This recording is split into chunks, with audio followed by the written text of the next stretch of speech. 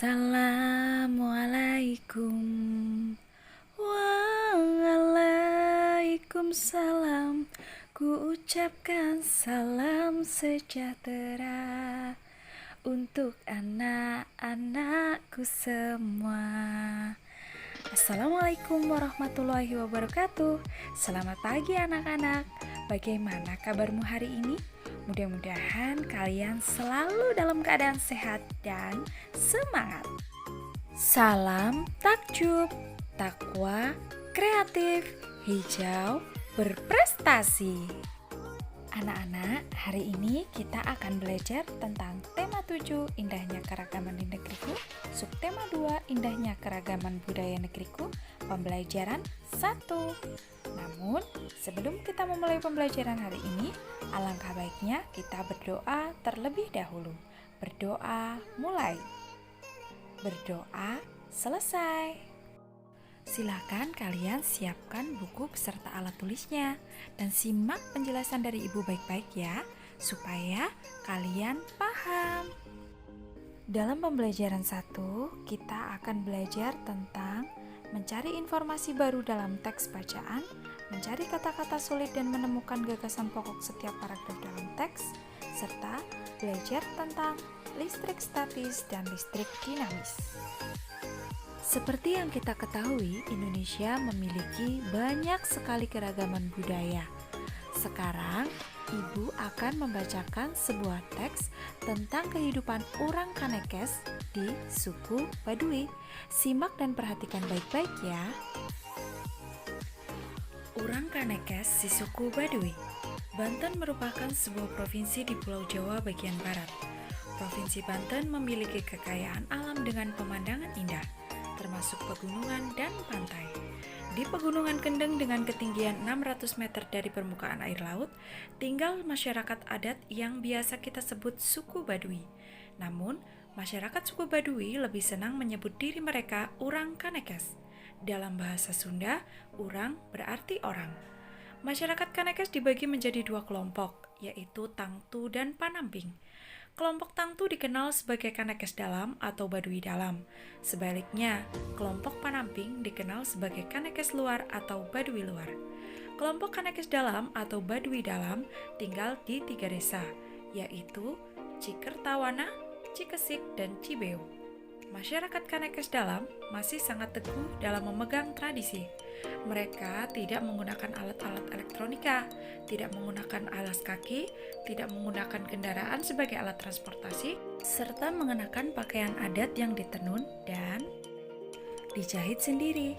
Mereka menganut kepercayaan tradisional Sunda Wiwitan dan dipimpin oleh seorang puun. Puun juga berkedudukan sebagai pemimpin masyarakat Kanekes. Kelompok Panamping sedikit berbeda dengan masyarakat Kanekes Dalam. Masyarakat Kanekes Luar atau Baduy Luar telah mengenal teknologi dan alat elektronik. Mereka juga mengenakan pakaian modern. Namun, masyarakat Baduy Luar masih bisa dikenal dari ciri khas mereka, yaitu mengenakan ikat kepala berwarna hitam. Anak-anak, itu tadi sekilas cerita tentang kehidupan suku Baduy di Provinsi Banten.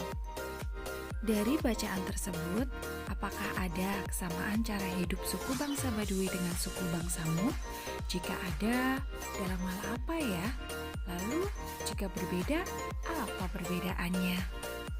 Jika kalian sudah menemukan persamaan dan perbedaan kehidupan suku bangsa Baduy dan suku bangsamu, yuk kita ceritakan kepada keluarga kita apa sih perbedaan dan persamaannya supaya mereka juga mengenal bagaimana kehidupan suku bangsa Baduy.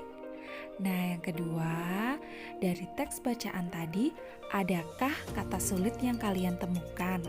Jika ada, tuliskan lalu carilah artinya.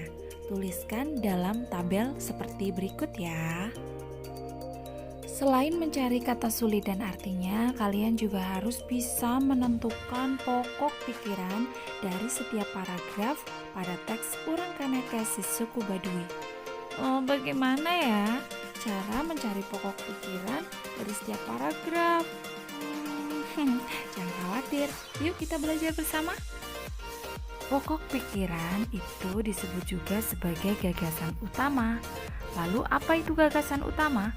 Gagasan utama yang disebut juga dengan gagasan pokok, pikiran pokok, pokok pembicaraan atau pokok pikiran adalah suatu topik yang sedang dibicarakan atau dibahas dalam sebuah teks.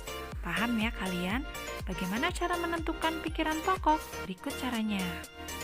Langkah-langkah menentukan ide pokok atau pokok pikiran dari tiap paragraf. Yang pertama, baca seluruh paragraf dengan cermat atau dengan sungguh-sungguh atau dengan intensif. Selanjutnya, cermati kalimat pertama hingga akhir. Yang ketiga, baca kalimat demi kalimat sampai kamu menemukan ide pokok atau pokok pikiran paragraf. Dalam suatu paragraf, biasanya ide pokok terdapat pada kalimat utama. Bisa di awal, bisa di akhir, atau pada awal dan akhir paragraf. Yang keempat, tandai ide pokok atau pokok pikiran pada tiap paragraf. Yang terakhir, tandai info penting dalam setiap paragraf. Nah, dari situ nanti kalian bisa dengan mudah menentukan pokok pikiran dari setiap paragraf. Paham ya? Jika kalian sudah paham, sekarang kalian cari pokok pikiran pada setiap paragraf dalam teks bacaan yang sudah kita baca tadi. Anak-anak, ternyata kehidupan kita sangat berbeda ya dengan suku Baduy Dalam. Jika kehidupan suku Baduy Dalam dilarang menggunakan alat-alat elektronik, suku bangsa kita justru sangat bergantung pada alat-alat elektronik. Sekarang, lakukan kegiatan berikut di rumah karena kalian sedang belajar dari rumah. Yang pertama, tutup pintu dan jendela ruangan di rumahmu serta gorden jika ada. Yang kedua, nyalakan lampu dengan menekan saklar. Bagaimana kondisi ruangan di rumahmu? Yang ketiga, padamkan lampu dengan menekan saklar. Bagaimana keadaan di dalam ruang di rumahmu? Yang terakhir, catatlah hasil pengamatan kalian. Berdasarkan kegiatan tersebut tadi, apa sih ya yang menyebabkan lampu menyala?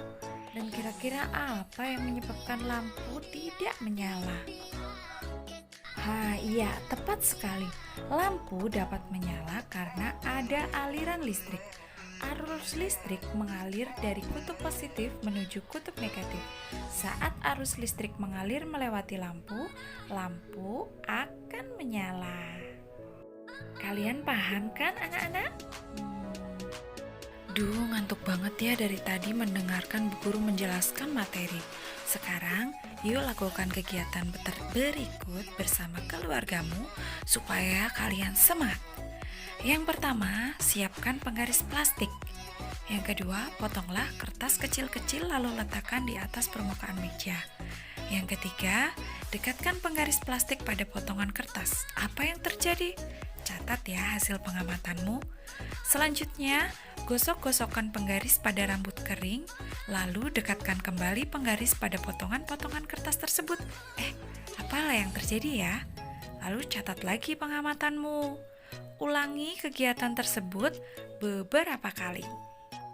Bagaimana hasil pengamatannya? Berbeda ya? Ketika penggaris belum diusap-usapkan ke rambut kering dan kita dekatkan ke kertas, kertas itu akan diam. Tetapi ketika penggaris sudah kita usap-usapkan ke rambut kering, lalu kita dekatkan ke kertas yang ada di meja, kertas itu seolah-olah akan tertarik oleh penggaris plastik tersebut yang sudah kita oles-oleskan ke rambut. Kira-kira kenapa ya? Lihat penjelasan berikut ya. Setiap benda netral mempunyai dua muatan, yaitu muatan positif atau proton dan muatan negatif atau elektron. Dalam jumlah yang sama, saat penggaris plastik digosok-gosokkan pada rambut kering, elektron dari rambut berpindah ke penggaris. Akibatnya, penggaris plastik kelebihan elektron dan menjadi bermuatan negatif. Ketika penggaris plastik bermuatan negatif didekatkan pada potongan-potongan kertas, muatan negatif pada kertas menjauhi penggaris. Sisi kertas yang dekat penggaris menjadi bermuatan positif, sehingga potongan-potongan kertas akan tertarik oleh penggaris plastik.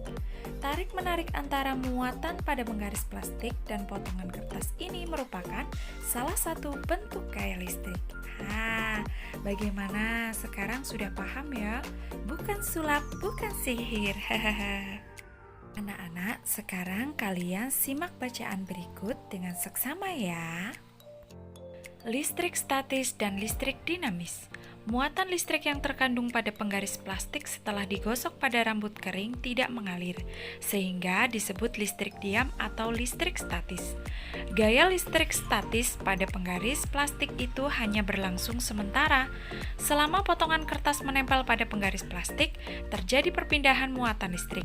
Setelah muatan listrik pada potongan kertas dan penggaris plastik sama, kedua benda itu akan saling menolak atau melepaskan diri.